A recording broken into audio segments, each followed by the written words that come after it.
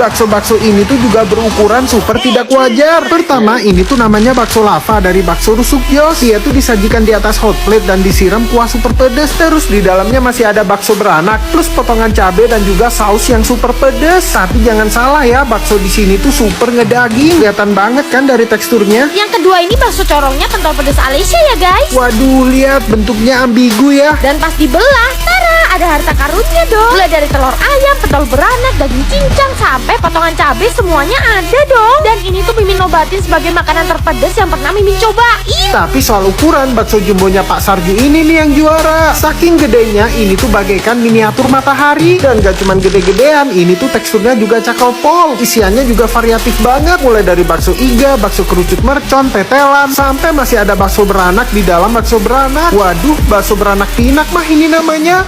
Bisa-bisanya ada daging steak digoreng. Unik banget nih dan cuma bisa kalian temuin di New Pau. Mereka tuh pelopornya Taiwan Street Snacks yang pakai daging steak pertama di Indonesia. Mimin nyamperin outlet mereka yang ke-10 di Margo City, Depok. Jujur Mimin tuh penasaran banget sama daging digoreng ini. Ya langsung Mimin borong yang banyak lah. Nah, serunya di sini bisa nambah bumbu sepuasnya guys. Ini nih andalan mereka, daging saikoro cube yang digoreng crispy. Ya ampun, dagingnya juicy banget. Terus ada lagi yang crispy sirloin. Luarannya tuh ada kremnya gitu, jadi sensasi crispy-nya beda. Terus dagingnya tuh lembut, lumer.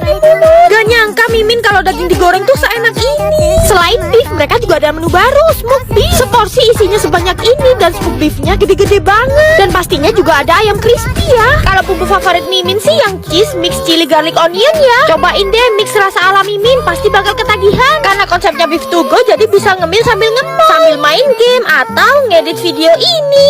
Udahlah, yang penasaran mending cobain deh.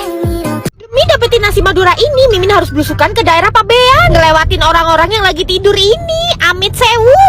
Kalau kesini kalian pasti lihat pemandangan orang Madura jualan lagi warawiri. Nah, Mimin tuh bela-belain ke nasi Madura Bumoa ini loh guys. Walaupun lokasinya nyempil, tapi banyak banget yang suka nasi Madura Bumoa. Warungnya sederhana banget ya. Namanya juga nasi Madura, isinya ada iwak tongkol, telur dadar, babat, dan peye udang. Terus sambelnya pakai sambal pencit. Harganya cuma 14.000 aja guys. Tipe Madura banget kan, makanannya enak tapi harganya nggak mahal. Nasi sama sambal pencitnya doang udah enak banget guys. Tongkolnya juga fresh, gak bikin gatel. Nih babatnya nggak amis dan nggak bau dong walaupun hitam. Rasanya dominan gurih, pedas, dan ada asam dari pencitnya. Nikmat banget. Mimin juga suka sama peyek udangnya. Udangnya banyak dan keras banget guys. Ini sih wajib kalian samperin ya.